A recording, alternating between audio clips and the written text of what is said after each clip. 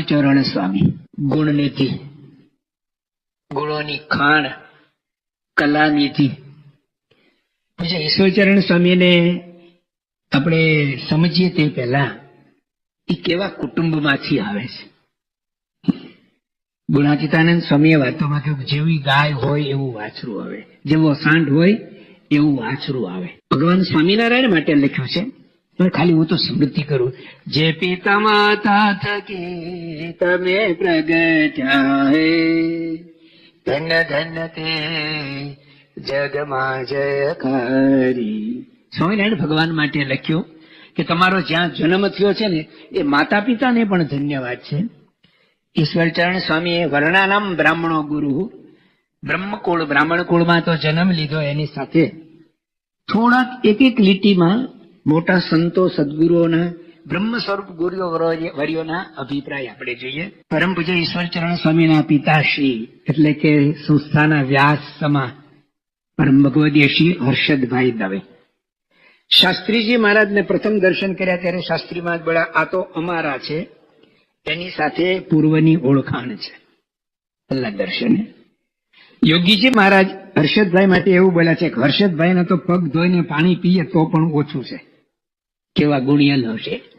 યોગીજી મહારાજ આવો અભિપ્રાય આપે. પ્રમુખ સ્વામી મહારાજ કહે છે કે હર્ષદભાઈ સંસ્થાના ટ્રસ્ટીની ધણી છે. અને સંત સ્વામી એવું કે હર્ષદભાઈ દવે સંસ્થાના વ્યાસા અવતાર હતા. જેવા પર્વતભાઈ ને ગોરધનભાઈ થઈ ગયા એવા જ હર્ષદભાઈ હતા. પરમ પૂજ્ય સંત સ્વામી જ્ઞાની પુરુષ. હર્ષદભાઈ એમને બહુ જ પ્રિય. બધી એમની વાત હર્ષદભાઈ ની આપણે અત્યારે નથી કરવાની, પણ ખરેખર મહાન સ્વામી મહારાજ કહે છે કે હર્ષદભાઈને ઓળખવામાં ઘણા ભૂલ ખાઈ ગયા છે. તેઓ સ્પષ્ટ વક્તા હતા, આખા બોલા નહીં. વિશેષ કરીને બ્રહ્મ પરબ્રહ્મની, અક્ષર બ્રહ્મની વાત કહેવાના સંદર્ભમાં કહે છે. મહાન સ્વામી મહારાજ કહે છે તેઓ એક સદગુરુ પંક્તિના જ હતા. એ સદગુરુ પંક્તિના હતા. ડોક્ટર સ્વામી કહે છે કે મંદિર અને સંસ્થાનું એક અંગ હતા. એ બેને જુદા પાડવા એ તો ન પાડી શકીએ, એવા એક અંગ હતા. પરમ પૂજ્ય કોઠારી સ્વામી કહે છે કે હર્ષદભાઈ દવે એટલે સંપ્રદાયનો જીવંત ઇતિહાસ. અને ત્યાગ વલ્લભ સ્વામી ત્યાં સુધી કહે છે કે મારા ત્યાગી જીવનમાં પગભર બનવા માટે મારો પ્રેરણા સ્ત્રોત. અને વિવેક સાગર સ્વામી એવું કહે છે કે તેમનું ઘર એટલે બ્રહ્મ જ્ઞાનનો અખાડો, ઉપનિષદ કાળના ઋષિનો આશ્રમ. આ જેટલા હું બોલ્યો ને સંત સ્વામી થી આગળ સંત સ્વામી બાપાની સિવાય બધા જ હર્ષદભાઈના ઘરે સાધુ થયા પહેલા રહ્યા છે 2, 3, 4, 6 મહિના સુધી. અને જોઈ જાણીને પછી આવા અભિપ્રાય આપે છે. પરમ પૂજ્ય ઈશ્વરચરણ સ્વામી માટે મહાન સ્વામી મહારાજ 2017 અહીં આવ્યા ત્યારે રોબિન્સવિલમાં એડિસનમાં હતા. મહાન સ્વામી મહારાજ એવું બોલ્યા હતા કે ઈશ્વરચરણ સ્વામીએ 4 સત્પુરુષને સેવ્યા છે. મહાન સ્વામી મહારાજ એવું બોલ્યા એટલે પછી આમ હસી પડ્યા. પછી તો બોલાઈ ગયું મુખમાંથી. શાસ્ત્રીજી મહારાજ, યોગીજી મહારાજ, પ્રમુખ સ્વામી મહારાજ અને મહાન સ્વામી મહારાજ 4 સદગુરુ સંતોને એમને સેવા છે. પરમ પૂજ્ય શાસ્ત્રીજી મહારાજના જયારે એમને દર્શન થયા ત્યારે એમની ઉંમર 1.5 વર્ષની હતી. શાસ્ત્રીજી મહારાજે એમના સમગ્ર શરીર ઉપર હાથ ફેરવો, વિશેષ કરીને મુખારબિંદ ઉપર હાથ ફેરવો, અતિશય વાલ કર્યું. અને જાણે હર્ષદભાઈ માટે તેઓએ કહ્યું એવું જ કંઈક હોય એવો એક આદર ભાવ પહેલા દર્શને ઈશ્વરચરણ સ્વામીને એટલે કે અરુણભાઈને શાસ્ત્રીમાના દર્શન થયા ત્યારે. પછી જેમ જેમ થોડા મોટા થતા ગયા શાસ્ત્રીમાં લગભગ દર વર્ષે મુંબઈ પધારતા. એ વખતે આપણું મંદિર ન હોય, સૂર્યનારાયણની વાડીમાં બીજી ત્રીજી વાડીઓમાં ઉતરતા. તો અરુણભાઈ નાના ત્યાં શાસ્ત્રીમાના દર્શન કરવા માટે જાય. સ્વામી બહુ હાલ કરે, હેત કરે. નિર્ગુણદાસ સ્વામી એમને પ્રસાદીની લાડુણી આપે. યોગી બાપા એમને સ્વામીની વાતો શીખવે. ઈશ્વરચરણ સ્વામીએ કહ્યું છે કે મારી ડાયરીમાં યોગી બાપાએ લખી આપેલું. નિર્ગુણ સ્વામીની સહી, શાસ્ત્રી મારે પણ આશીર્વાદ લખી આપેલા. એટલે કે બહુ જ આ મહાપુરુષોના એ સાનિધ્યમાં રહી અને એમનો પ્રેમ સંપાદન કર્યો છે, આશીર્વાદ પ્રાપ્ત કર્યા છે. અને એમના ખૂબ લાડકોડ એમને ઝીલ્યા છે. એકવાર લગભગ 4, 4.5 વર્ષ, 4 વર્ષના હશે, સારંગપુરની અંદર હર્ષદભાઈ ગયા હશે. અને શાસ્ત્રીજી મહારાજ ત્યાં હતા. એટલે એ વખતે તો સારંગપુરની અંદર બીજું કોઈ ન હોય. તો હર્ષદભાઈ તો શાસ્ત્રીમાની સાથે કે મોટેરા સંતોની સાથે કઈ બેઠા હોય ને, એ તો જે દિવસથી સંસ્થામાં આવ્યા ને એ જ દિવસથી, જેમ તમે તમારી ઓફિસે જાઓ છો ને, પછી ત્યાં જઈને તમારો સમય હોય પછી શું કરો, બીજી સેકન્ડે તો કાર્યમાં તમે જોડાઈ જાઓ. એ 8 કલાક જોબ ગણાય છે. એવું નહીં કે હું ત્યાં જઈને અડધો કલાક ઠીકઠાક થાવ, એવું નહીં. એવી રીતે જે દિવસથી સંસ્થામાં પ્રવેશ કરો ને એ દિવસથી જે સંસ્થાના ઓતપ્રોત અવિભાજ્ય અંગ બની ગયા, કાર્યાન્વિત થઈ ગયા છે. એટલે નાના અરુણભાઈ એકલા રમતા હતા ને, તો નિર્ગુણ સ્વામીએ જોયું કે કોઈ સારંગપુરમાં નથી, એની જેવું નથી, એની જોડનું નથી. એકલો બાળક શું કરે, રમવાનું પણ શું હોય ત્યાં, રહેવાનું જ કઈ નહોતું, તો રહેવાની જ કોઈ વ્યવસ્થા નથી, તો બીજું રમવાનું શું હોય. એ વખતે નિર્ગુણ સ્વામીએ શાસ્ત્રીમાને કહ્યું, અરુણ એકલો ફરે છે ને, તો એને જોડ હોવી જોઈએ. હર્ષદભાઈ જ્યારથી શાસ્ત્રીમાના દર્શનથી અને સંસ્થામાં જોડાયા તેમને નક્કી કરેલું કે એક બાળક છે, બસ છે, હવે નથી. શાસ્ત્રીમાને વાત કરી આવી, શાસ્ત્રીમાને કહ્યું હા તો હોવા જ જોઈએ ને. અને પછી એમના બીજા ભાઈ અરવિંદભાઈ નો જન્મ થયો. એમનું નામ કુટુંબીજનોએ તો અશોક રાખેલું. નિર્ગુણ સ્વામી કે શોક ના જોવે ભાઈ, હા આનંદ રાખો. એટલે કે પછી અરવિંદ રાખ્યું. કમળ તું જ રે, એને જોઈને બીજાને આનંદ થાય. તો આ એમના બાળપણની થોડીક વાત કરી. આવા સમૃદ્ધ, સંસ્કારે સમૃદ્ધ એવા કુટુંબમાં એનો જન્મ થયો છે. અને પૂજ્ય વિવેક સાગર સ્વામી કહ્યું કે એનું ઘર એટલે બ્રહ્મ જ્ઞાનનો અખાડો. એ બ્રહ્મ જ્ઞાનની અંદર જે પુષ્પ ખીલે એ કેવું હોય આપણે સૌ કલ્પના કરી શકીએ. આજે બ્રહ્મજી ઈશ્વરચરણ સ્વામીના અંદર આપણે જે કઈ ગુણો જોઈએ છીએ, આ બધી સંસ્થાની અંદર ભગવાન કરતા છે. પ્રગટ ગુરુ હરિમાં એ ભગવાન પ્રગટ છે, એ આપણા સૌનો સિદ્ધાંત છે અને એ શાસ્ત્રીય સિદ્ધાંત છે. પણ એ સત્પુરુષની રુચિમાં, રહસ્યમાં, અભિપ્રાયમાં ભળીને એને શણગાર સજવામાં, સમૃદ્ધ બનાવવામાં આ બધા સદગુરુ સંતોનો ફાળો છે.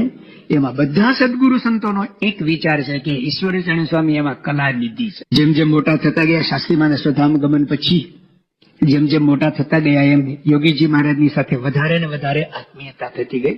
તેઓ જયારે નાના હતા ત્યારે યોગીજી મહારાજે મુંબઈમાં બાળ મંડળની શરૂઆત કરી. એમાં પ્રથમ બાળક ઈશ્વરચરણ સ્વામી, અને પછી બાળ કાર્યકર્તાઓ બનાવવાના આવ્યા ત્યારે પ્રથમ બાળ કાર્યકર્તા પણ ઈશ્વરચરણ સ્વામી.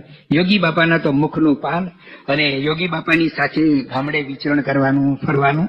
સાધુ થયા પહેલા જ તેઓ થોડાક સમય પહેલા આપણું એક સ્વામિનારાયણ પ્રકાશની અંદર વાંચવાની ટેવ, એક સ્વામિનારાયણ પ્રકાશ આખવાનું વિશેષ અંગ હતું. કોઈની વર્ષ ખબર હોય તો મને પછી જણાવશો. એમાં પૂછે ઈશ્વરચરણ સ્વામી પોતે લખ્યું છે કે હું સાધુ થયા પહેલા કેટલા કેટલા પુસ્તકો વાંચ્યા હતા. લગભગ એક પેજ ભરાય ને એટલું આખું લિસ્ટ હતું. એમાં અંગ્રેજી પુસ્તકો પણ કેટલાક વાંચેલાના નામ લખ્યા હતા. અને બીજા એમણે લખ્યું છે કે ચૈતન્ય મહાપ્રભુનું જીવન મેં વાંચ્યું ને, એમાંથી મને ભક્તિની વિશેષ પ્રેરણા મળે. ભક્તિ, ભગવાન પ્રત્યેનું જોડાણની, ભક્તિની વિશેષ પ્રેરણા. એને બાલ્યવયના સંસ્કાર છે. આમાંથી ખાલી સાંભળવાનું નથી, પણ જેના ઘરે બાળકો હોય એને કેવા સંસ્કાર આપવાના, એવી નાની નાની કોઈ વાત આવે તો તમે નોંધજો, વાંચજો, વિચારજો ને આચરજો. ચૈતન્ય મહાપ્રભુના જીવનમાંથી મને ભક્તિની પ્રેરણા મળે. અને યોગીજી મહારાજનું જીવન જોયું ને ત્યારે મેં જે વાંચ્યું હતું ને એ મૂર્તિમાન મને એના દર્શન. શાસ્ત્રીજી મહારાજ એવું કહેતા હતા કે વલ્લભાચાર્યની અંદર જે ભક્તિ, ભગવાને વેદ વ્યાસ અથવા તો સંતના લક્ષણ લખવાના ભૂલી જ જાય તો એ યોગીજી મહારાજમાં મળે. એટલા યોગીજી મહારાજ ભગવત પરાયણ, એની દરેક ક્રિયા ભક્તિમય. એ યોગીજી મહારાજની સાથે એમને બાલ્યકાળથી રહેવા મળ્યું. એટલે એનું ચણતર, ઘડતર યોગીજી મહારાજના સાનિધ્યમાં થયું છે. હવે તો ગામડાની અંદર કોઈ વ્યવસ્થા નહીં, અને વાહનની પણ કોઈ વ્યવસ્થા નહીં, રહેવાની, સુવાની, બીજી કોઈ વ્યવસ્થા નહીં. એ યોગીજી મહારાજના સાથે વિચરણમાં, ભીડા ભક્તિમાં તેઓ ફર્યા છે. જેમ જેમ તેઓ મોટા થતા ગયા, યોગીજી મહારાજે તો ઘણા વર્ષો પહેલા એવો સંકલ્પ કરેલો કે ગઢડામાં જયારે કળશ મહોત્સવ થાય ત્યારે 51 યુવાનોને દીક્ષા આપી છે. અને ડોક્ટર સ્વામી મોહન સ્વામી મહારાજ કહે છે ને કે લગભગ 53-54 સાલમાં તો યોગી બાપાએ જાહેરાત કરી દીધી ત્યાં. તો એ વખતે હર્ષદભાઈ દવેને વાત કરેલી કે તમે વાતો કરજો. હર્ષદભાઈ તો પોતે જ તૈયાર થઈ ગયા, સ્વામી હું સાધુ થવા તૈયાર છું. તો યોગી બાબાએ કહ્યું કે તમારી તે સેવા ચાલુ જ છે. એમણે કહ્યું કે સ્વામી મને અથવા અરુણ ને બેમાંથી એકને બનાવો. તેમની પોતાની વિશેષ તો તૈયારી હતી. યોગી બાબા કે તમારી સેવા ચાલુ છે એટલે આપણે અરુણને બનાવીએ. અને ચેરિટી બિગેન્સ એટ હોમ. પહેલે જ દિવસથી એ અતિ રાજી થતા. આપણે હર્ષદભાઈ દવેના સંસ્કાર સમૃદ્ધિની વાત કરી, એની વ્યવહારિક સ્થિતિની હું વાત નથી કરતો, પણ અતિ સામાન્ય વ્યવહાર હતો. પણ એને વ્યવહારની સામે જોયું નહીં. નરસિંહ મહેતા જેમ કહેતા હતા ને, હે ગરથ મારું ગોપીચંદન રે અને તુલસી હે મનોહાર, સાચું નાણું મારો શામળો રે મારે, હે મારે દોલત માં જાજને પખાજ રે શામળા ગીરધારી. હર્ષદભાઈ ને હર્ષદ કાકા અમે કહેતા બધા. હર્ષદ કાકાને અમે ફાટલું ધોતિયું પહેરતા જોયેલા. એવી સ્થિતિ હતી, પણ એની સામે એને દ્રષ્ટિ જ નહોતી. એને શાસ્ત્રીમાં યોગીમાં નિર્ગુણ સ્વામી કે પ્રમુખ સ્વામી મહારાજ પાસે ક્યારેય માગ્યું જ નથી. એ આંતર વૈભવથી ભરપૂર હતા. એટલે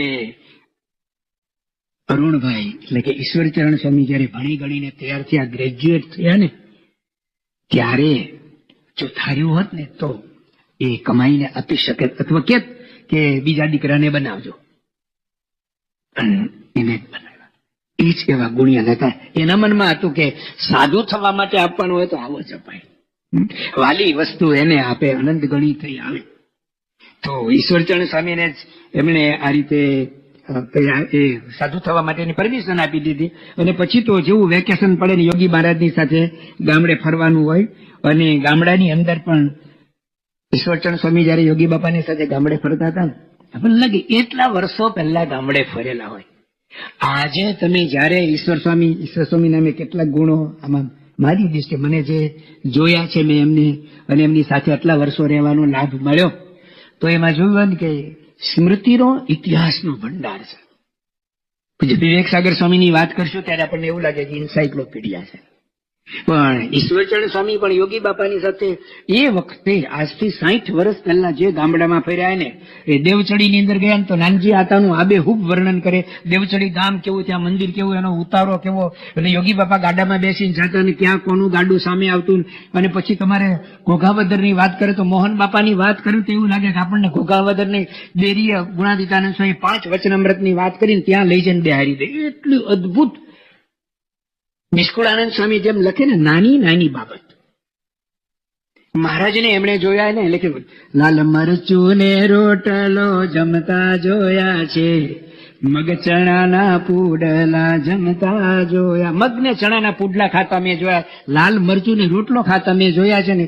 એવી રીતે ઈશ્વરચરણ સ્વામી બાપાની સાથે, યોગી બાપાની સાથે ગામડે ફરતા અડવાળ દરબારોની વાત કરે ને તો કહળસિંહ બાપુ ને, ટેમ્પા બાપુ ને, જાંભા બાપુ ને, એ લોકો બાપુ એના પહેરવેશ, એની પાઘડી કેવી, અને એ લોકોનો રૂઆબ કેવો, કથા વાર્તા કેવી રીતે કરવાની હોય, ક્યાં નાવા જવું ને પાણીની ભંભલી ભરીને આવવાનું, આ બે ખૂબ વર્ણન કરે ને આપણને લાગે કે આપણે અત્યારે એની સાથે જ ફરી રહે છે. અને બધું હિડમ યાદ. એટલે કે સ્મૃતિનો ભંડાર છે અને ખજાનાનો ઇતિહાસનો પણ ભંડાર છે.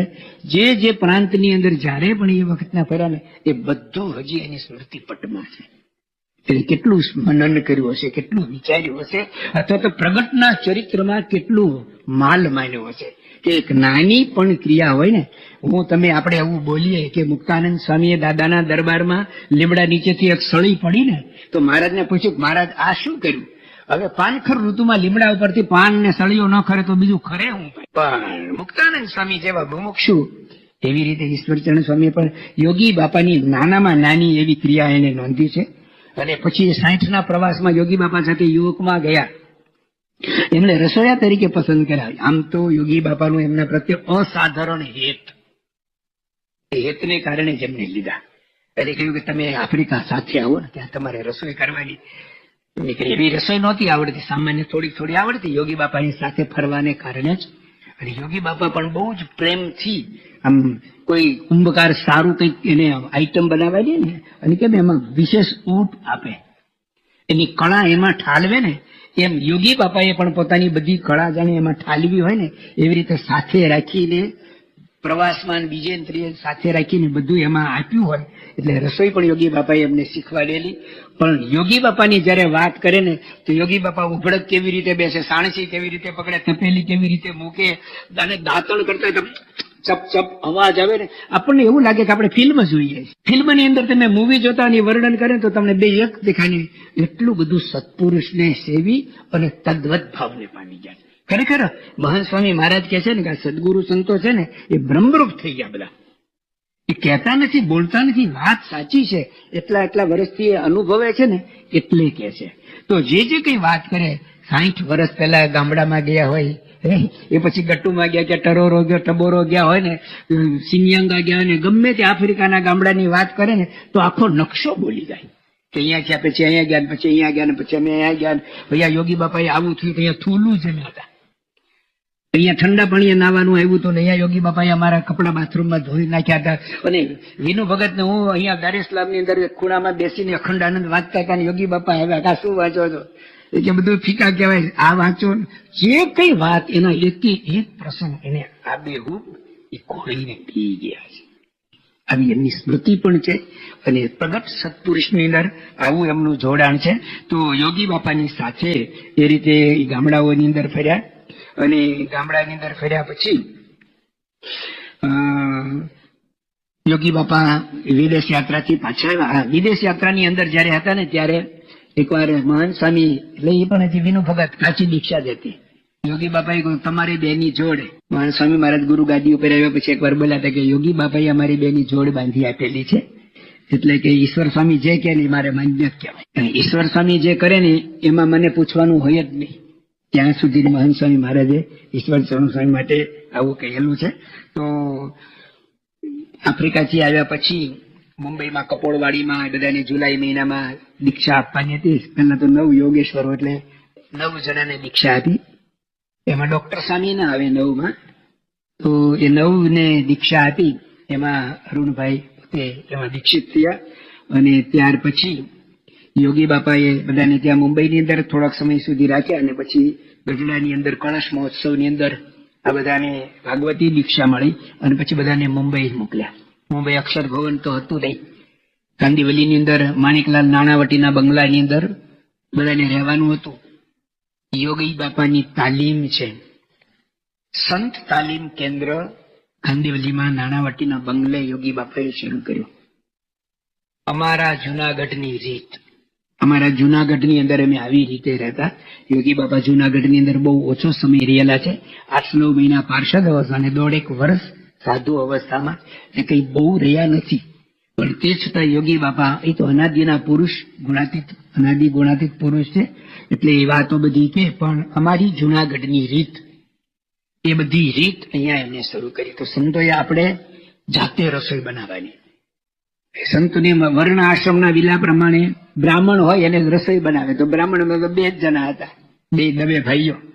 તો ઈશ્વરચંદ સ્વામીને રસોઈ બનાવવાની આવે. ત્યાગવલ્લભ સ્વામી કહે ને હું જોડાયો એનું કારણ એક આ કે આ બધા 2 સંતો એટલી બધી મહેનત કરતા હોય અને મેં 50 જણા.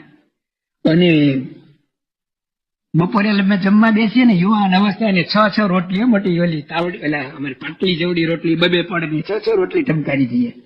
કેટલી રોટલી વળવી પડે. અને રસોઈમાં સૌથી અઘરું હોય ને તો રોટલી જ છે. દાળ શાક તો એક સાથે 10 માણસ કે 20 માણસ ના થઈ જાય. પણ તો ત્યાગવલ્લભ સ્વામી કે ઈશ્વર સ્વામીને મેં એવી રીતે સખત મહેનત કરતા જોયા. સવાર બપોર સાંજ 50-50 માણસની એક નાના ફ્લેટના રસોડામાં રસોઈ કરવાની હોય તો કેવી મુશ્કેલી હોય. પણ ઈશ્વરચંદ સ્વામીએ ક્યારેય એમના મુખે મેં આવો ભીડો બેઠેલો છે, હું પેલા આમ કરતો, મેં આવું કરેલું છે. બાપા પ્રમુખ સ્વામી મહારાજના ઓલામાં કે આપણે એમની સાથે સેવન કરેલા સદગુરુ સંતોના કોઈના પ્રવચનમાં ક્યારેય આપણે હું કે મેં સાંભળ્યું જ નથી. મારે તમારે આપણે બધાએ શીખવા જેવું. મેં કર્યું કે હું આમ કરતો કે એવું કોઈ દિવસ ક્યારેય જોવા મળે નહીં. તો એમણે ખૂબ આવી રીતે સેવા કરેલી છે. યોગી બાપાની સાથે ફરતા ને ત્યારે એમણે મુખવાસનું પણ જબરજસ્ત અંગ. યોગી બાપા તો વ્યર્થ કાલો ન નેતવ્યો ભક્તિ ભગવતો વિના. ભગવાનની ભક્તિ વગર એક ક્ષણ પણ વ્યર્થ ન જવા દેવી યોગીબાનું જીવન સૂત્ર અને જીવન શૈલી. ઈશ્વરચરણ સ્વામીના જીવનમાં પણ આપણને એમની સાથે ફરો તો આપણને આ બધું આબેહૂબ દેખાય. એ વહેલી સવારે ઉઠે ને ત્યારથી શરૂ કરી દે, હે ધીર ધુરંધરા શૂર સાચા ખરા, શૂર સાચા ખરા, મરણનો ભય તે મન માનણી, મેલ મન કાણ ગ્રહ વચન, એ બધા પ્રભાતિયાના પદો એવા મોટે મોટેથી લલકારે.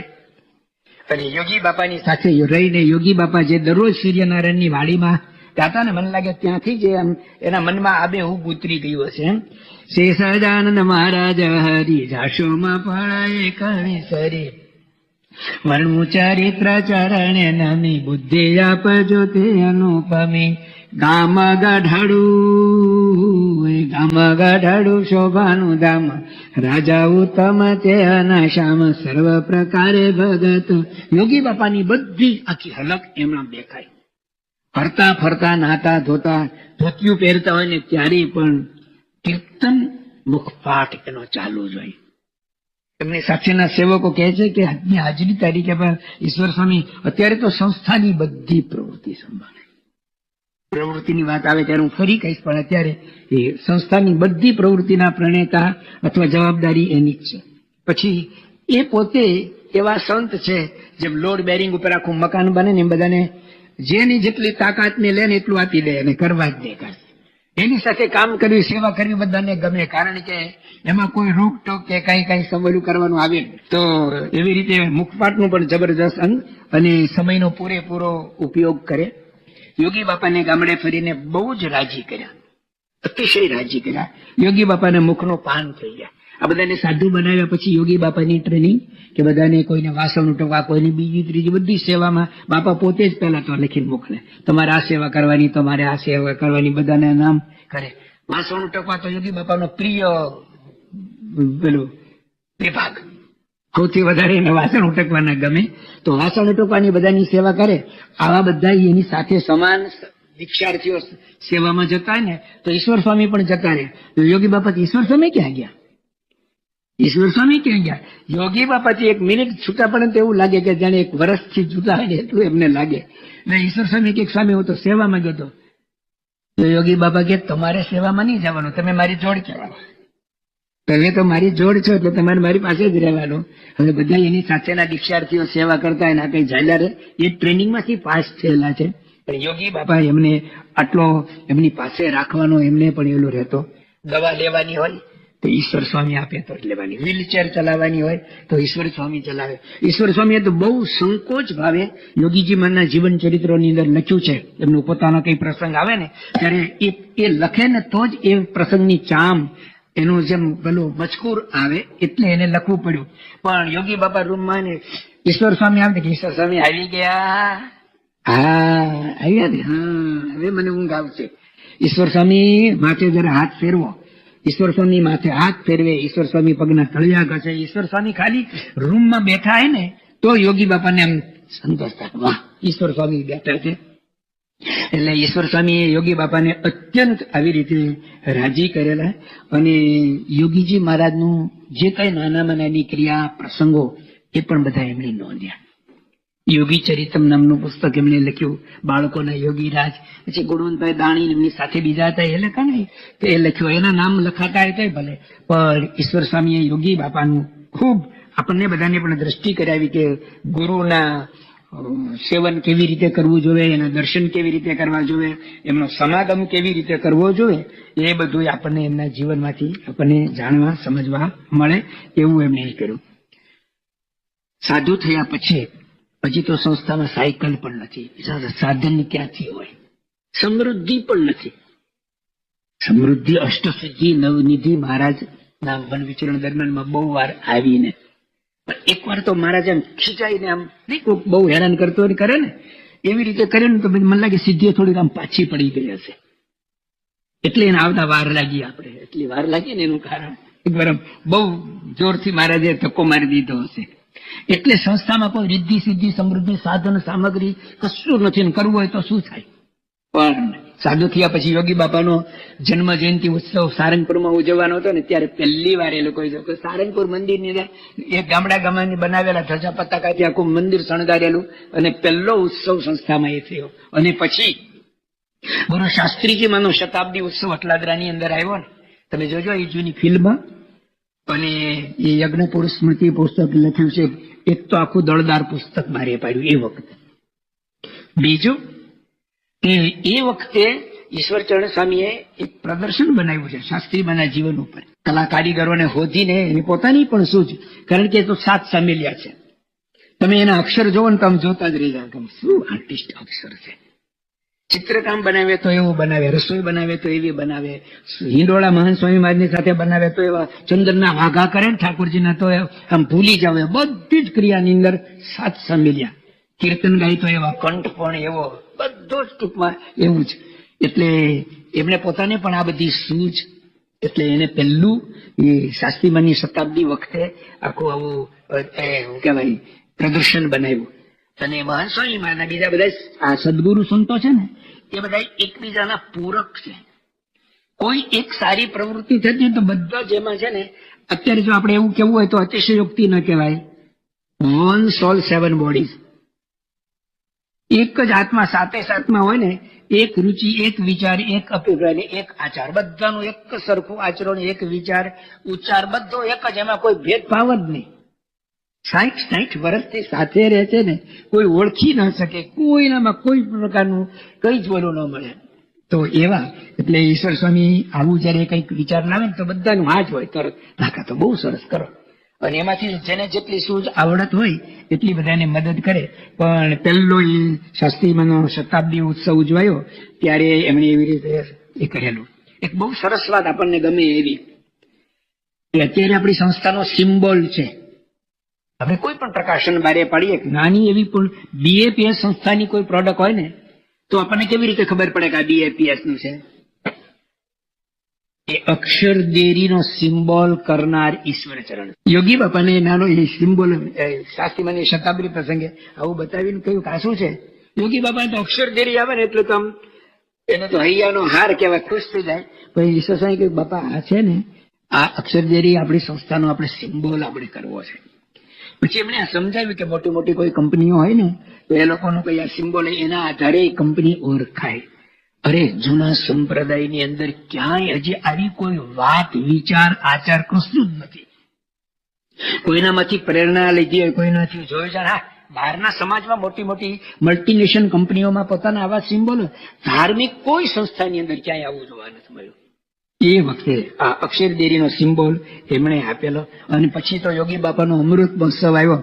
અમૃત મહોત્સવની અંદર તો પછી જેને એમને ચણતર ગણતર કર્યું છે અને એને આખો બધા આવા ગુણો આપ્યા છે, એમાં અદભુત પ્રદર્શન કરેલું ને બધું ઘણું બધું એમાં એ ઉત્સવની અંદર પણ ઈશ્વર સ્વામી કર્યું છે, કર્યું છે. અને પછી તો એ અમૃત મહોત્સવ ઉજવાયો ને ત્યારે તો સ્વયંસેવક દળ પણ તૈયાર થયું હતું. મુંબઈની અંદર અમે જોયા ને કે 71 સુધી તો મુંબઈમાં, આમ તો 75 સુધી મુંબઈમાં જે તેઓ હતા. તો એક નાનું કબાટ હોય ને, લોખંડનું કબાટ, તિજોરી, જે તમે કહો ગામની અંદર બેનો દીકરીઓ સાસરે જાય ત્યારે કરિયાવરમાં આપે છે ને, એવું એક કબાટ. એમાં આખી સંસ્થાની યુવા પ્રવૃત્તિ, બાળ પ્રવૃત્તિનું એક કબાટ હતું. બાલુભાઈ ટીટી અને બાલમુકુંદભાઈ ભટ્ટ, આપણા સમીર ભટ્ટ છે અમેરિકામાં, એના પિતાશ્રી, એ બાલમુકુંદભાઈ ભટ્ટ અને બાલુભાઈ ટીટી ને ઈશ્વરચંદ્ર સ્વામી આ બધા એ સંભાળતા હતા એ બધી પ્રવૃત્તિ. પણ એ યુવા પ્રવૃત્તિની અંદર પણ કોઈ સંસ્થાની અંદર, સ્વામિનારાયણ સંપ્રદાયની અંદર તો આવું સંગઠન નથી. યોગીજી મહારાજનો જયારે અમૃત મહોત્સવ ઉજવાયો ત્યારે અને ત્યાર પછી ઈશ્વરચંદ્ર સ્વામીએ આ યુવા પ્રવૃત્તિનું માળખું, સ્ટ્રક્ચર સરસ બનાવ્યું. આખું કાર્ય પદ્ધતિ, એના ડ્રેસ, ગણવેશ, કંઈક એવું વિશિષ્ટ પ્રસંગ હોય તો બીલા, એને તાલીમ આપવાની એની એક સૂત્રતા. યોગી બાપાના સંકલ્પ પ્રમાણે નાના મોટા અધિવેશનો થાય તો અધિવેશન અંદર કેવા ઇનામો આપવા, અધિવેશનમાં શું શું કાર્યક્રમો ઘડવા. ઈશ્વરચંદ્ર સ્વામીનો આઈડિયા, મહાન સ્વામી મહારાજનો એમાં 100% સાથ હોય. મહાન સ્વામી મહારાજ પણ ત્યારે યુવા પ્રવૃત્તિમાં એમની સાથે જ નામ બોલાતું હતું. અને યોગી બાપા એ બેની જોડી કરેલી, એટલે બંનેના એક વિચાર. 2 જણા એક રુચિ વાળા હોય તો લાખો બરાબર છે. એ આ 2 જણા ને બીજા બાકીના જે 5 છે એ બધા 5 એના સંપૂર્ણ સપોર્ટર. એટલે આ રીતે સંસ્થાની અંદર આવું એક સરસ યુવા પ્રવૃત્તિનું પણ એક સરસ માળખું અને એની કાર્ય પદ્ધતિ શરૂ થઈ. યોગીજીમાંના સમય દરમિયાનમાં આવા બધા ઉત્સવ થઈને યોગી બાપાના ધામમાં ગયા પછી પ્રમુખ સ્વામી મહારાજ આવ્યા. જે યોગીજી મહારાજની સાથે એટલા નાનાપણથી જોડાયેલા હોય, આવું હોય, અને એને પછી તરત અત્યારે આપણને હવે કઈ અઘરું નથી પડતું, કારણ કે આપણને એ લોકોએ માર્ગ બતાવ્યો છે. આપણે એની પાસે ફોલો મી, એ લોકો જાય ને એની પાછળ જ જવાનું છે, એટલે આપણને અઘરું ન પડે. પણ એ વખતે બહુ અઘરું હતું. પણ બાપામાં પ્રમુખ સ્વામી મહારાજના પહેલા જ દિવસથી જોડાઈ ગયા. અને પ્રમુખ સ્વામી મહારાજે પણ યોગીજી મહારાજે એમની હયાતી દરમિયાનમાં બધાને મુંબઈ રાખ્યા હતા. પ્રમુખ સ્વામી મહારાજે જોયું તો આ બધા જ તૈયાર થઈ ગયેલા. યોગી બાપાએ જ આને બધાને તૈયાર કરી દીધા છે. એટલે દરેકને એક એક જવાબદારી આપીને બધાને છૂટા કરી દીધા. ને આપણે શું કે સંસ્થાના વિકાસની અંદર પ્રમુખ સ્વામી મહારાજે જે પુરુષ પ્રયત્ન કે ભીડો વેઠો ને એની અંદર આ બધા સદગુરુ સંતોનો એવો ને એટલો જબરજસ્ત સાથ સહકાર. એટલે ઈશ્વરચરણ સ્વામીને પછી બાપાએ મુંબઈમાંથી એમને મુંબઈની અંદર યુવા પ્રવૃત્તિ કરવામાં મકાન નાનું, જગ્યા ઓછી પડતી હતી, એટલે પછી ગુજરાતમાં આવવાનું કહ્યું. શરૂઆતના 6 મહિના આટલા જ રહ્યા. અને પછી ત્યાંથી ઈશ્વર સ્વામી અમદાવાદની અંદર કાર્યાલય આવ્યું. અને કાર્યાલય જેવું અમદાવાદમાં આવ્યું. થોડા સમય પછી પોતાનું પ્રિન્ટિંગ પ્રેસ, એક પ્રેસ ચલાવવું એટલે કોઈ માણસ એકલું પ્રેસ ચલાવતો હોય ને તો તમે જોજો શરૂઆતના વર્ષમાં જ્યારથી આ આપણું પ્રિન્ટિંગ પ્રેસ આવ્યું ને ત્યારે આપણે બધી બહુ બીજી પ્રવૃત્તિની વાત નથી કરતા, ઈશ્વર સ્વામીના ગુણોની વાત કરીએ છીએ. પણ એ પ્રિન્ટિંગ પ્રેસ શરૂ કર્યા પછી સતત 3 વર્ષ સુધી સમગ્ર ગુજરાતની અંદર પ્રથમ નંબરનો એવોર્ડ આપણને મળેલો છે. એવી રીતે પ્રિન્ટિંગ પ્રેસ ચલાવ્યું છે. ભગવાન સ્વામિનારાયણ દ્વિશતાબ્દી ઉત્સવ આવ્યો ને ત્યારે દર અઠવાડિયે એક પુસ્તિકા બહાર પડતી. એક પુસ્તિકા બહાર પાડવી એટલે દર અઠવાડિયે એક પુસ્તિકા. ગુજરાતના સાક્ષર ઈશ્વરભાઈ પેટલીકર એવું કહે કે મારો સ્વભાવ અતિ કડક, મારો સ્વભાવ અતિ કડક, પણ હું જયારે ઈશ્વરચંદ્ર સ્વામીના મુખ સામે જોઉં તો હું શાંત થઈ જાઉં છું. મધ્યનું 27 ગુણાતીતાનંદ સ્વામી મુક્તાનંદ સ્વામી માટે કે સ્વામી કોઈ માર કરતો આવતો હોય ને અને મુક્તાનંદ સ્વામીની સામે જુએ ને તો ઈશ્વરભાઈ પેટલીકર પોતે એવું કહે છે કે મારો સ્વભાવ કડક, પણ હું ઈશ્વરચંદ્ર સ્વામીના મુખ સામે જો તો મારો ક્રોધ ઉતરી જાય. એને કોઈ દિવસ ક્રોધ આવ્યો હશે? એ કોઈ દિવસ ક્રોધ કરે? આવા ઈશ્વરચરણ સ્વામી તો એને પ્રેસની અંદર પણ અનેક પ્રકારની આઈટમોને સાહિત્યની અંદર, કારણ કે મહારાજે મધ્યના 58માં લખ્યું કે સંપ્રદાયની પુષ્ટિ સંપ્રદાયના ગ્રંથ થકી. તો સંપ્રદાયને આગળ લાવવાની અંદર જેવી રીતે મંદિરો છે ને બહારથી આપણને દેખાય કે આ મોટું એનું મંદિર છે, એવી રીતે મંદિરની અંદર આવ્યા પછી મંદિર શું છે, મંદિરનો શું લાભ છે, એ મંદિર ન બોલે, પુસ્તક બોલે. એ પુસ્તકો લખવાનું, લખાવાનું અને જે લખતા હોય એને પ્રોત્સાહન આપવાનું કામ ઈશ્વરચરણ સ્વામીએ કર્યું. 5000 થી વધારે આઈટમ અક્ષરપીઠની અંદર બને. ઈશ્વરચરણ સ્વામી કોઈ ડિપાર્ટમેન્ટમાં માથું ના મારે, પણ જે ડિપાર્ટમેન્ટની અંદર જે કામ કરતા ને એને બધાની થાય. હું સ્વામી ઈશ્વર સ્વામીને એકવાર બતાવું. એટલા બધા જ ડિપાર્ટમેન્ટ વાળા એને આવે તો સમય ક્યાંથી કાઢવો કહો? એમાં ભજન ક્યાંથી બોલવા, એમાં આનિકમાં ક્યાંથી રહેવું? ચેષ્ટા ક્યારે રેકોર્ડિંગમાં મૂકીને ન બોલે. પ્રથમ શ્રી હરિદે રે ચરણે શીશ નભાવું આપણે બોલીએ છીએ ને, આપણા બધી ટેપ રેકોર્ડ બોલે છે. આટલી પ્રવૃત્તિમાં પણ એ કામ કરી શકે છે. બાપાનો જે સિદ્ધાંત છે ને એ ભગવાન કરતા એ જ કરે છે, ગુરુ જ કરે છે, બોલે નહીં, એવું અંતરથી માને છે, એટલે આવું બધું કરી શકે છે. તો પ્રિન્ટિંગ પ્રેસની અંદર પણ આવું કર્યું. તમે પ્રમુખ સ્વામી મહારાજના જીવન ચરિત્રમાંથી અથવા આપણી સંસ્થાની વેબસાઇટ ઉપરથી ભગવાન સ્વામિનારાયણ દ્વિશતાબ્દીની વિડીયો ક્લિપ જોજો. 32 ડિપાર્ટમેન્ટ એ વખતે પાડેલા છે. હજી તો સંસ્થામાં સાધુ જ નથી. આ શતાબ્દીએ 200 જવાના સાધુ બનવાના છે. તો એના પહેલા તમે હું સાધુ થયો 71 થી 81 સુધી તમે જોવો ને તો આમાં 2, આમાં 3, 4, 1, 2, 9, 5, પાછા 3 જતા રહ્યા, 2 જતા રહ્યા હોય.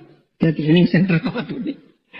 સાધુ નથી. સાધુ વગર આટલું મોટું ભગવાન સ્વામિનારાયણ દ્વિશતાબ્દી ઉત્સવ 39 દિવસ 37 દિવસનો આખો મોટો ઉત્સવ, અને ઉત્સવની વૈવિધતા તમે જુઓ ને એમાં પ્રોગ્રામો જુઓ, ઓહો સમગ્ર ભારત વર્ષની અંદરથી એવા નિષ્ણાતોને, વ્યાખ્યાનકારો, કલાકારો, સંગીતકારો, મ્યુઝિશિયનો, સાધુ, સંતો, મહાત્માઓ, કથાકાર, પ્રવચન, આ બધાને લાવ્યું કોણ? એક સાથે નહીં, પણ મેં છૂટક છૂટક આવી બધી વાતો જયારે થતી હોય ને પછી આપણને લાગે ને કે આ બધું થયું કેવી રીતે.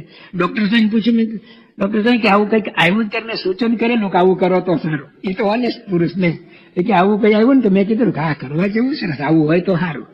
કોઠારી સાહેબ કે મને બહુ ખબર નથી, પણ અમે મિટિંગમાં બધી વાત થાય ને તો કે સરસ છે કોઠારી બાબા તો યશ વાળા પુરુષ, એને તો બસ દિવ્ય દિવ્ય ને દિવ્ય. ત્યાં બોલે સ્વામી કે આપણે તો સેવાની હોય, આપણને તો કે આમે ખબર ને, રસોડા સંબંધી કઈ પૂછે તો યશ નો. તો કર્યો કોને? ચાલો કર્યો કોને? ડોક્ટર સ્વામી ની, કોઠારી સ્વામી ની, ત્યાં બોલે સ્વામી હા વિવેક સાગર સ્વામી અને ઈશ્વરચરણ સ્વામી છે ને એ તો તમે કોને ડાબો જમણો હાથ જેવા. એ કઈ પણ હોય ને તો બે જણા સાથે બેસીને વિમર્શ કરતા હોય. એ લોકોની એક સેકન્ડ પણ સ્મૃતિ અથવા તો સંસ્થાની સેવા વગર ગઈ જ નથી. તમે જયારે જુઓ તો બે બાજુમાં બેઠા, આપણને હવે ગમે કે આ બે બાજુ બેઠા હોય તો સારું, કારણ કે સંસ્થાને 10 વર્ષ આગળ લઈ જશે. તો એ 81 ઉત્સવની બધી આપણે ઓલું જોયું તો કે હા આવું ને આટલું કાર્ય કરી શક્યા. આપણે કહીએ કે બંગાળી કારીગરો લાવીને ગેટ વગેરે બનાવ્યા, એક્ઝિબિશન બનાવ્યું, પણ બંગાળી કારીગરોમાં આવી સૂઝ હોય, એ આવું કરી શકે, એ કોને કીધું તમને? બંગાળી કારીગરોમાં આવી સૂઝ હોય, બંગાળી કારીગરોને અહીંયા બોલાવાય અને આવી રીતે કરાવાય, એ તમને કીધું કોને? તમે ક્યાંથી પ્રેરણા મેળવી? તમે ક્યારે બંગાળમાં ગયા છો? આ ઈશ્વરચરણ સ્વામીની દેણ છે. એટલે ઈશ્વરચરણ સ્વામીએ સંસ્થાના આપણી જે પ્રવૃત્તિ છે, ઉત્સવ મહોત્સવ છે ને એને મોરછાપ મારીએ, અથવા તો કે ને કે સોના ઉપર સુગંધ ભેળવી હોય ને એવું કાર્ય એમણે કરેલું છે. 85 નો અક્ષર બ્રહ્મ શતાબ્દી ઉત્સવ તો અત્યાર સુધીના ઇતિહાસમાં મને નથી લાગતું કે આટલો લાંબો ઉત્સવ કોઈ ઉજવો હોય, આટલો મોટો. એની ઉત્સવ પણ કેવો હોય તો પાછો ભગવાન સ્વામિનારાયણ શતાબ્દી ઉત્સવ કરતા તો 4 ચાંદ ચડાવે એવો. એ ઉત્સવની દરમિયાનમાં પરદેશની અંદર 2 CFI ઉત્સવ ઉજવાયા. આખા અમેરિકાની અંદરથી જેટલા ભારતીયો હતા એ બધાને બોલાવીને એનું ફેલિસિટેશન કર્યું, બહુમાન કર્યું, અને બધાની કળાની ભારત શું છે, ભારતની આંતરવૈભવ સમૃદ્ધિ કેવી છે એની આખા અમેરિકાને દર્શન કરાવ્યું. અને લાખો માણસો આવ્યા. તો એ બધામાં પણ કલાનિધિ ઈશ્વરચરણ સ્વામીનો બહુ જ મોટો ફાળો. અને હવે તો સંસ્થાની પ્રવૃત્તિ કેટલી વધી ગઈ કહેવાય, આટલા મોટા ઉત્સવ મહોત્સવો થયા એટલે. અને આપણે એક પ્રવૃત્તિ કરીએ છીએ ને, આપણે બધા સેવામાં પ્રવૃત્તિમાં જોડાઈએ છીએ, કારણ કે આપણને કીધું સેવા મુક્તિ જ છે. ગમ્યતા સેવા એ જ મુક્તિ છે, અને સેવા ભક્તિ છે. ભક્તિ એ સેવા સૂત્રમાંથી જ બનેલું છે. તો એ રીતે આપણે પણ સેવા પ્રવૃત્તિ કરીએ, પણ આપણે એક પ્રવૃત્તિ કરીએ ને એમાં આપણને થોડો કાંટાની જેમ કંઈક ખૂટે છે. લગભગ તો આપણે બોલતા નથી, પણ આપણે સામે વાળો, સાથે વાળો બીજી પ્રવૃત્તિ કરતો હોય એ આપણને ખૂટે. પ્રમુખ સ્વામી મહારાજ કહે છે કે ઈશ્વરચરણ સ્વામી પ્રવૃત્તિ કરી જાણે છે. પ્રવૃત્તિ કરવામાં 4 વસ્તુ નડે: મન, માન, મમત્વ અને સ્વભાવ. કોઈને પણ પ્રવૃત્તિ કરી હોય ને તો એમાં એક તો મન તો બધાનું પોતાની સાથે જ હોય, બીજું માન હોય. મન ને માનમાં એક જ આમ લખાય તો તમે એમ મન લખો કે માન લખો. એટલે મન, માન, મમત્વ. જયારે પણ આપણે કઈ પ્રવૃત્તિ કરીએ ને એટલે આપણે એમાં પછી મમત્વ બંધાય, અને કોઈક બીજું કરે તો આપણે એની સાથે ખેંચતાણ થાય. મન, માન, મમત્વ અને સ્વભાવ. ઈશ્વરચરણ સ્વામી આ 4 થી પર થઈને એના કોઈ પણ પ્રકારના ઘર્ષણમાં આવ્યા વગર સરસ પ્રવૃત્તિ કરી શક્યા છે. પ્રમુખ સ્વામી મહારાજ એકવાર એવું બોલ્યા કે 90% પ્રવૃત્તિ ઈશ્વરચરણ સ્વામીના ભારે છે. કેટલી? સંસ્થાની 90% પ્રવૃત્તિનો ભાર. ક્યારેય તમે એને ભારેખમ જોયા? અહીંયા કે ત્યાં ઉત્સવમાં કે વગર ઉત્સવમાં જ્યાં પણ તમે જુઓ ને ત્યાં જેવી રીતે પ્રમુખ સ્વામીમાં આપણા ગુરુવર્યોને જોઈએ છે ને એવા જ હળવા ફૂલ. કારણ કે યોગી બાપાએ એને ગળથુચીની અંદર યોગી બાપાની સેવામાં રહેતા ને ત્યારે એને સૂત્રો આપેલા. દરરોજ સવારે યોગી બાપા ઉઠે ત્યારે મંગળ પ્રવચન કરતા હતા. એ મંગળ પ્રવચન પહેલા આ એમના માનસ પુત્રને યોગી બાપા ઘૂંટાવતા હતા. ઈશ્વર સ્વામી બોલવું બોલો, પછી તો દરરોજ બોલવાની જરૂર નહીં, એ દરરોજ જ બોલવાનું. એકની એક વાત તમે દરરોજ ઘૂંટો તો આત્મસાત થાય. એક નાને સેવો નાના રહીએ જૈસી નાની દુબ. આટલી બધી પ્રવૃત્તિ 90% પ્રવૃત્તિ કરવા છતાંય મારા તમારા આપણાથી નાના થઈને રહે છે. કારણ યોગી બાપાએ એને ગણતિથીમાં ઘૂંટાવ્યું છે કે નાને સે હો નાના રહીએ જૈસી નાની દુબ, ઘાસ પીસ સે બુડ ગયા દુબ ખૂબ કી દુબ. લોન તો એવી નેવી રે નાના થા. બીજું દાસના દુશ્મન હરી કેદી હોય ની જેમ કરશે તેમ સુખ જ થશે. બીજું કે બધાને બ્રહ્મની મૂર્તિ સમજાવવા 6 સૂત્રો યોગી બાપા એની પાસે દરરોજ સવારમાં બોલાવતા હતા. એનો હોઠ નહોતું બોલતું, એનું હૈયું બોલે છે, એનું હવે તો જીવન બોલે છે. પેલા મનમાં આવે, પછી હાથ ઉપર આવે, પછી કાગળ ઉપર આવે ને પછી જીવનમાં આવે. ના, પેલા જીવનમાં આવે, પછી મનમાં આવે, પછી વિચાર કાગળ ઉપર આવે, એટલે પેનમાંથી પછી કાગળ ઉપર આવે. પેલા મનમાં હોય ને તો જ આવે. તો એના જીવમાં જ આ સૂત્રો એવા દ્રઢ થઈ ગયા છે કે યોગી બાપાએ એને આવી રીતે રહેવાનું કે આટલી બધી પ્રવૃત્તિ કરવા, 90% પ્રવૃત્તિનો ભાર સંભાળવા છતાં પણ એમને કોઈ દિવસ હું કરું છું મારાથી થયું છે એવું બોલતા નથી, બોલ્યા નથી. પ્રમુખ સ્વામી મહારાજ એવું કહે છે કે ઈશ્વર સ્વામીનો બીજો ગુણ કે સૌને સાથે રાખીને પ્રવૃત્તિ કરે. માણસ માત્રનો એવો સ્વભાવ છે કે માય વે ઇઝ હાઈવે. હું કહું એ સાચું, માવતર મારા મા બાપ મારી ખીલી નાખે છે. ઈશ્વરચંદ્ર સ્વામી એવું લીધું કે હાઈવે ઇઝ માય વે. એની સાથેના જેટલા સંતો એમાંથી કોઈ પણ કંઈક સારું કે ને તો એ અપનાવી લે. એટલે બધાને સાથે રાખીને કામ લેવું એ તો બહુ જ અઘરું છે. પરંતુ પરમ પૂજ્ય ઈશ્વરચંદ્ર સ્વામીનો આ એક જબરજસ્ત ગુણ છે. એ કીધું ને તો 7 સાલ મેં ગયા છે. ઈશ્વરચંદ્ર સ્વામીને આટલી બધી પ્રવૃત્તિ વચ્ચે 85 ના ઉત્સવ ઉજવાઈ ગયો, બધું ઉજવાઈ ગયું. 85 માં તો અક્ષરધામનું સ્ટ્રક્ચર તૈયાર થવા આવ્યું હતું લગભગ. પણ એની અંદર શું કરવું એના માટે બાપાએ 86 માં વર્લ્ડ ટૂરમાં બધાને મોકલ્યા. ઘરની અંદર સજાવટ કરવાની કંઈક ભરો, એવું ભરો કે ભગવાન સ્વામિનારાયણનું જેવું કાર્ય હતું ને એવું આપણે બતાવી શકાય. એના માટે બધા સંતો ગયા ફરવા. અને એ 86 વર્ષ ગયું, 87-88 દુકાળના વર્ષ આવ્યા. સંસ્થાની કેટલ કે એમને બધી બીજી ઘણી બધી પ્રવૃત્તિ સમાજ સેવાની, હવે તો સંસ્થાની કેટલી બધી આવી સામાજિક પ્રવૃત્તિઓ શરૂ થઈ ગયેલી છે. એ બધી પ્રવૃત્તિઓ મેઇન કાર્યાલય, મુખ્ય કાર્યાલયની નેજા નીચે થાય. એ બધાની વચ્ચે યોગી બાપાની શતાબ્દી ઉત્સવના અડગમ લાગવા લાગ્યા. યોગી બાપાનું જીવન ચરિત્ર હજી બારે પડ્યું નથી. કોણ લખે? સંસ્થાના વ્યાસ તો જતા રહ્યા, એ લખવાના હતા. ઘણી બધી એને તૈયારી કરી હતી, નોટો લખી રાખેલી હતી, નાની નોંધ. પણ તમે નાનો નોંધ લખેલી ને એ મને બહુ ના કામ આવે. તમે કયા વિચારથી એમાં શું કરેલું છે, પણ મોટો કઈ પ્રસંગ લખ્યો હોય તો ખબર પડે હોતી. પણ હર્ષદ કાકા તો ગયા. હવે એ સમયે સંપ્રદાયની અંદર એવું કોઈ યોગીજી મહારાજની સાથે રહ્યું હોય, જોયું જાણ્યું હોય, યોગી બાપાનું જીવન જોયું જાણ્યું હોય ને લખે ને કોઈ નહોતું. અને બધાની દ્રષ્ટિ, ખાસ તો બાપાની પ્રમુખ સ્વામી માની દ્રષ્ટિ પડી છે. ઈશ્વરચંદ્ર સ્વામી યોગી બાપાનું જીવન ચરિત્ર લખે. આપણે યાદ કરીએ કે નીલકંઠ પ્રભુ જયારે લોજની અંદર હતા ને પછી બાજુમાં ચીલ ગામમાંથી ચીભડા લાવવાના હતા. દેવા પટેલને સાથે મોકલ્યા અને 20 મણ ચીભડા હતા. તો એક ગાંસડીની અંદર 18 મણ ભર્યા અને એક ગાંસડામાં 2 મણ ભર્યા, 20 થઈ ગયા ને. 2 મણનો ગાંડો દેવા ભગતને આપ્યો અને 18 મણનો નીલકંઠ પ્રભુએ ઉપાડ્યો છે. 2 મણનો ગાંડો ઉપાડેલા દેવા ભગત થાકી ગયા. એટલે નીલકંઠ પ્રભુ કે જો એનો પથ્થર પાળી આવે છે ને ત્યાં ઉપર ચડી અને મારાની ઉપર મૂકી દો. એમ એક બાજુ 89 નું બાળ અધિવેશન એ આખું ભરાવાનું તો એની જવાબદારી ઈશ્વર સ્વામી છે. 90 યુવા અધિવેશન, યુવકો મારું હૃદય, એ અધિવેશનની. અને બીજું અક્ષરધામનું ઓપનિંગ થવાનું, એની સંપૂર્ણ જવાબદારી. અને યોગી શતાબ્દી ઉત્સવ કેવો ઉજવવો એ બધાની તૈયારીની વચ્ચે એમના ઉપર બીજો ભાર, 18 મણની ઉપર 2 મણનો ગાસડો, અથવા તો 2 મણની ઉપર 18 મણનો ગાસડો મૂકવાનો અને અમેરિકાનો CFI ઉત્સવ કરવાનો. એની અંદર 6 ભાગ યોગીમાના જીવન ચરિત્રના. યોગીજી મહારાજનું જીવન ચરિત્ર કેવું લખાયું છે તમે જુઓ તો યોગીજી મહારાજનો પહેલા ભાગ પ્રેમળ ધારા નંબર 2 એ વાંચી જજો કે એમને યોગી બાપા માટે કેવું ને કેટલું લખ્યું છે. ને પ્રમુખ સ્વામી મહારાજે લખેલા આશીર્વાદ. બાપા બોલે છે કે આપણે યોગી બાપાને જોયા હતા ને એના કરતા વધારે સારા આપણને ઈશ્વર સ્વામી આમાં દર્શન કરાવ્યા. આપણે યોગી બાપાની સાથે જ રહ્યા છે. આપણને એને જોયા હતા ને એના કરતા સારા યોગી બાપાને ઈશ્વરચરણ સ્વામી આ પુસ્તકમાં આપણને દર્શન કરાવ્યા. યોગી બાપાનો એકે એક ગુણ, એની ખાસિયત, એની વિશેષતા, એની સેવા, ભક્તિ, સમર્પણ, દાસભાવ, દીનભાવ બધું જ ઈશ્વર સ્વામીએ એમાં લખ્યું. આટલી બધી પ્રવૃત્તિમાં લખવું, બોલવું એક વાત છે, અને લખવું તો એટલો બધો વિચાર કરે ને ત્યારે લખી શકાય. પરંતુ એના ઉપર એટલી બધી જવાબદારી હતી કે એ જવાબદારીમાં એ ઊંથું માચું જ ન કરી શકે.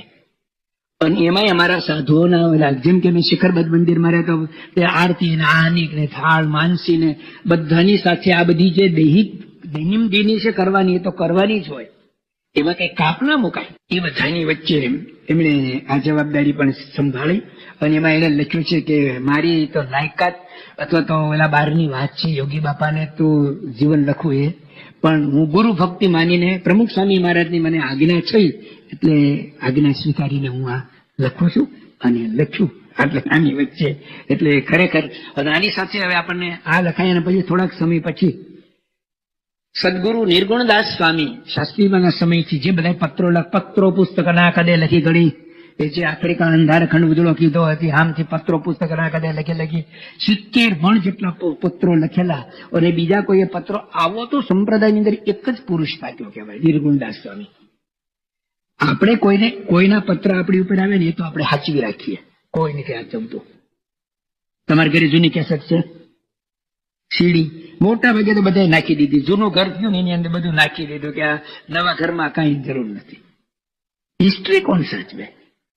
નિર્ગુણદાસ સ્વામીએ લખેલા કાગળનું પોટલું હર્ષદભાઈ સાચવતા હતા, રાખ્યું હતું. પછી સંસ્થામાં સાચવતા હતા, આવ્યું તો ઈશ્વરચરણ સ્વામી પાસે એ પોટલું ગોંડલમાં પેલા હતા, ગોંડલથી પછી અમદાવાદ આવ્યા, તો અમદાવાદ લાવ્યા.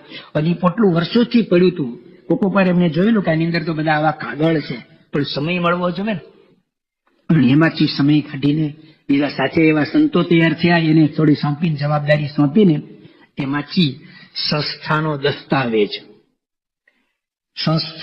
દસ્તાવેજી પુરાવો ઇતિહાસ, કોઈના એ વખતના હાથે લખેલા એ કાગળો લિખિત શાસ્ત્રી યજ્ઞ પુરુષદાસ. આ 2 પુસ્તક જે આવ્યા ને, આપણને એવું લાગે છે બીજું બધું છે, પણ આ 2 પુસ્તક છે ને એ સંસ્થાના ખૂબ ઓથેન્ટિક પ્રમાણભૂત એ કહેવાય. કે મેં તમને કાગળ લખેલો હોય ને એ તો મારા હાથમાંથી ગયો. તમારો કાગળ જવાબમાં મને આવ્યો એ મારી પાસે હોય, પણ મેં તમને લખેલો એ હોય. કેવા નિર્ગુણ સ્વામી હશે? જે કાગળ લખે ને અત્યારે ઝેરોક્સ કરાવવાની તોય તમે રાખો છો. આપણે તો અત્યારે એક કરીએ ને કોકને ઝેરોક્સ લખવાની, હવે તો તમારે શું કહેવાય, સ્કેન કરો એટલે રહી જતું હશે. એવું નહોતું ભાઈ. 80 પાનાના 200 પાનાના કાગળ લખ્યા અને એની કોપી કરેલી એને રાખી છે. એ કાગળમાંથી આ લિખિત શાસ્ત્રી યજ્ઞ પુરુષદાસ આ રીતે પુસ્તક બહાર પડ્યું. એટલે ઈશ્વર સ્વામીએ સંસ્થાની સાહિત્યિક સેવાની અંદર પણ બહુ જ મોટો ફાળો. અત્યારે પણ આપણે આપણા સમગ્ર મંદિરોની અંદર બુક સ્ટોલ ને આમ એકદમ ભર્યા ભર્યા ને મન આકર્ષણ કરે એવા બધા એના મુખ પૃષ્ઠ ને બધું જોઈએ છે ને, તો બીજી સંસ્થા કરતા આપણે કંઈક જુદા જ કરી વળીએ. પછી આપણી સીડી ડીવીડી કે ઓડિયો વિડીયો કે પ્રકાશનના કોઈ પણ ભાગ લો તમે, તો એની વાત કંઈક જુદી જ પડે છે. એનું કારણ આ કલાનિધિ ઈશ્વરચરણ સ્વામી છે. એમની સાથે જે સંતો આવા તૈયાર થયા ને એને પણ ફૂલ દોર આપે, પૂરો વિશ્વાસ મૂકે, અને એની પણ કળા જેટલી હોય એટલીને બારે લાવે. સંસ્થાનું એક નામ, સંસ્કૃતિના આધાર સ્તંભ, સંત, શાસ્ત્ર અને મંદિર. BAPS ના મંદિરો એટલે ચંદ્રકાંત સોમપુરાના બાપા, હું નામ ભૂલી ગયો, શાસ્ત્રીમાંના સમયની અંદર એમણે જયારે મંદિરો બાંધ્યા ત્યારે કોઈને થયું હતું કે શાસ્ત્રી યજ્ઞ પુરુષના તો કોઈ સોમપુરાની તો એવી કઈ સહાય લેતા નથી, એનો કોઈ સોમપુરા નથી, અને આવા બધા મંદિરો બાંધે છે. પણ શાસ્ત્રીજી મહારાજનું શતાબ્દી મહોત્સવ પ્રસંગે શાસ્ત્રીમાંનું જે પુસ્તક યજ્ઞ પુરુષ સ્મૃતિ પુસ્તક બહાર પડ્યું છે ને, એમાં હું નામ ભૂલી ગયો એના બાપાનું, એને લેખ લખ્યો છે. તમે વાંચજો એ લેખ. એની અંદર લખ્યું કે અમારા સોમપુરાની દ્રષ્ટિએ, ભારતીય સ્થાપત્યની દ્રષ્ટિએ BAPS સંસ્થાના બધા મંદિરો સ્થાપત્યના નમૂના રૂપ છે. દક્ષિણનું, પૂર્વનું, પશ્ચિમનું, પૂર્વનું પદ હોય, ઉત્તરનું પદ હોય, પશ્ચિમનું પદ હોય, તો એના કેવા ગર્ભગૃહ હોય, એનું માપ કેવું હોય, બધું શાસ્ત્રોક્ત છે. એવી રીતે અક્ષરધામ બન્યું.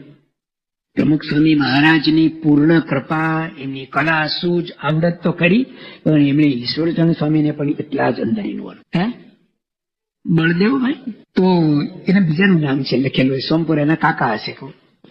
તો ઈશ્વરચંદ્ર સ્વામીએ યોગી બાપાની હાજરીમાં ભાદરાનું મંદિર થયું. પ્રમુખ સ્વામી મહારાજ પોતે ગયા છે આ પ્રસંગ કે ભાદરાનું મંદિર તૈયાર થયું ને ત્યારે મૂર્તિઓ માટે બાપાએ ઈશ્વરચંદ્ર સ્વામીને જયપુર મોકલેલા, ને ભાદરાની મૂર્તિ બનીને આવી તો આખી સંસ્થામાં અદભુત મૂર્તિ, આરસની આવી મૂર્તિ ક્યાંય અત્યાર સુધી હતી નહીં. જેને હમણાં આપણી સાથે વાતો કરશે એ મંદિરની પ્રતિષ્ઠા, એક જ ખંડનું મંદિર છે ને 3 મૂર્તિ ત્યાં પધરાવેલી છે.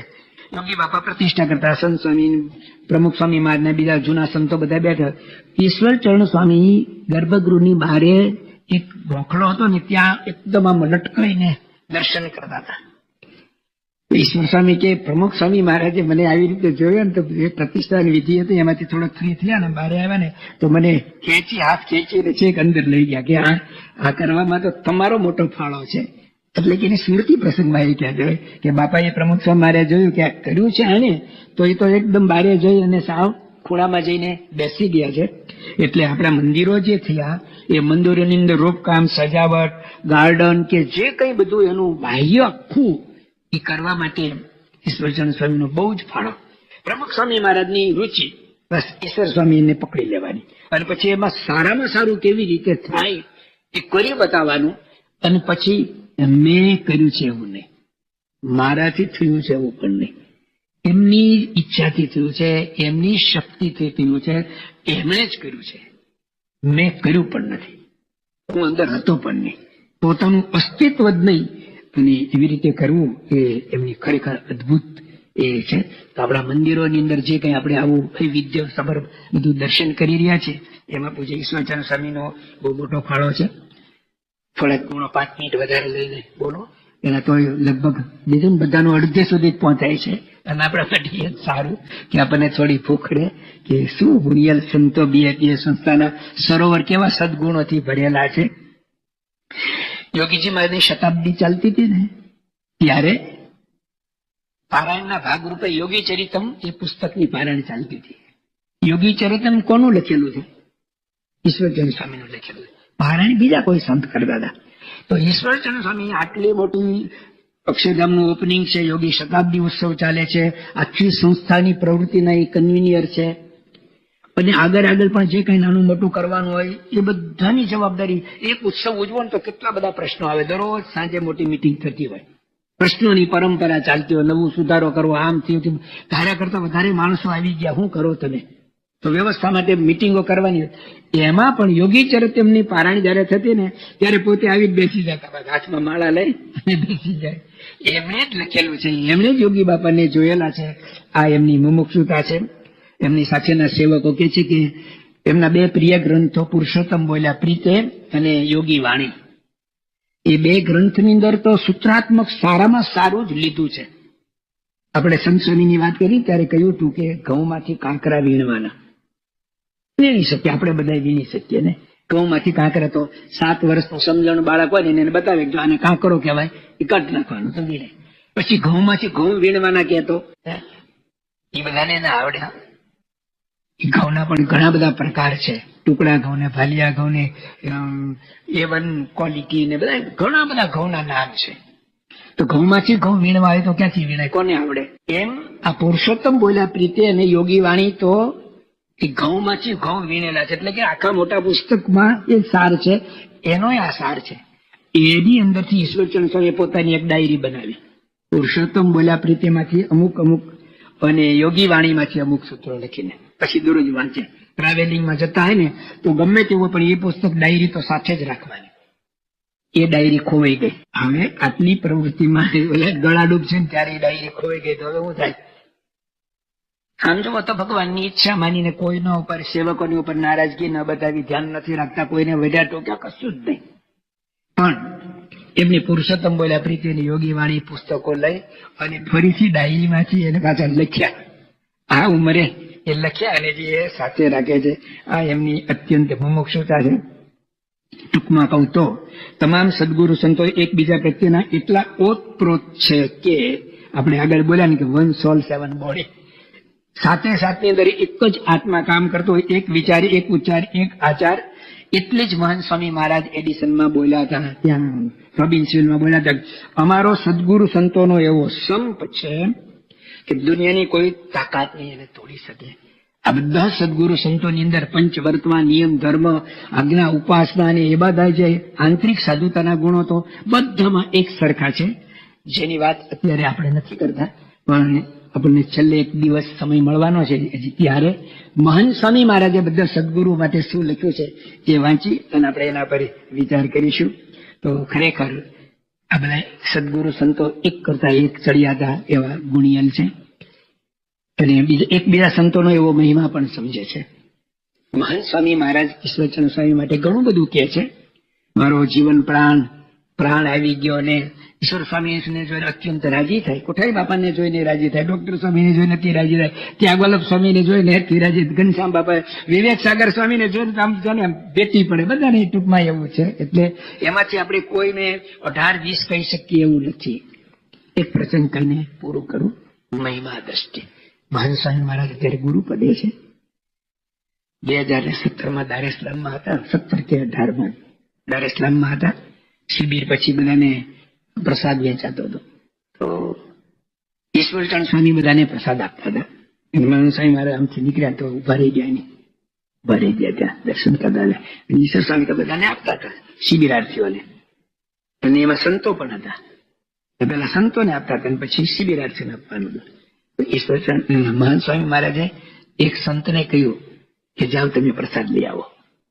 તો એ તો કે હું લઈ આવ્યો છું, કે બીજા પડિયામાં લઈ આવો, બીજા પડિયામાં લઈ આવો. એટલે પેલા સંતો ગયા, ફરી લાઈનમાં ઉભા રહ્યા અને બીજા પડિયા ઈશ્વર સ્વામીને એમ કે આવ્યા છે, એને નોર્મલી આપી દીધો. અને પછી મન સ્વામી મહારાજે જોયો ને તો મન સ્વામી મહારાજે એમાંથી પ્રસાદ લીધો કે હાશ મને પ્રસાદ મળી ગયો, કે હું લેવા જાઉં તો મને ના આપે, હાથ ધરે તો આપે, મને ના આપે. એટલે એક આપણા ગુરુને પણ આ સદગુરુ સંતોનો તેઓને કેટલો મહિમા છે. આપણે આ સદગુરુ સંતોને ઓળખવામાં, જોવામાં, જાણવામાં ભૂલ ન કરીએ. એક ભગવાનને પ્રાર્થના. બીજું કે એમના જે ગુણોની આપણે વાતો કરી એ ફક્ત સાંભળીએ જ નહીં, પણ આપણે પણ એમના જેવા નિર્મત્સર સદગુણે યુક્ત કેવળ એક પ્રગટ ગુરુ હરિને રાજી કરવાનું જ કાન આપણી સાથે સામે જે કોઈ હોય એની સાથે એવો સુહૃદય ભાવ, એકતા, સંસ્થાના બધા અવિભાજ્ય અંગ છે એવો મહિમા સમજીને એ લોકોએ જેમ ગુરુને રાજી કર્યા એવી રીતે આપણે પણ રાજી કરી શકીએ એ પ્રાર્થના. શ્રી સ્વામિનારાયણ ભગવાનની